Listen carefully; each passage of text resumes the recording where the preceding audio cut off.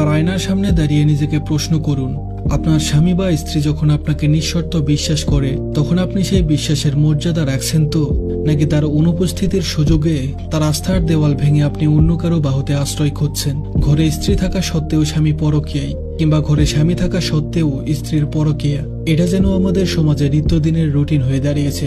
মনে রাখবেন, পরকীয়া কোনো রোমান্স নয়, এটা কোনো প্রেমও নয়। পরকীয়া মানে সরাসরি বিশ্বাসঘাতকতা, আর যে সম্পর্ক বিশ্বাসঘাতকতার উপর দাঁড়ায় তার পরিণতি কখনোই সুখ হতে পারে না। প্রথমে হয়তো নিষিদ্ধ স্পর্শ আপনাকে উত্তেজিত করে, গোপন কথোপকথন আপনার রক্ত গরম করে তোলে, মনে হয় এই তো সত্যিকারের প্রেম। কিন্তু সত্যিটা হলো এটা প্রেম নয়, এটা প্রতারণার মাদক।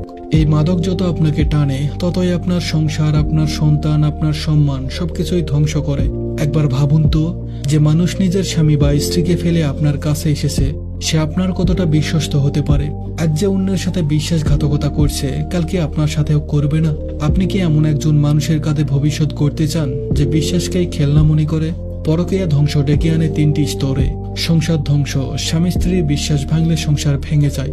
সম্মান ধ্বংস, সমাজের চোখে আপনি হয়ে যান চরিত্রহীন। আত্মার ধ্বংস, অন্তরে যে অপরাধবোধ জমে তা সারা জীবন আপনাকে কুরে কুরে খায়। পরকীয়া হলো আগুন, শুরুতে আলো মনে হয়, কিন্তু শেষমেশ ছাই ছাড়া আর কিছুই থাকে না। আপনি কি আপনার সংসারের ফুলবাগানকে এই আগুনে জ্বালিয়ে ছাই করতে চান? ধন্যবাদ সবাইকে।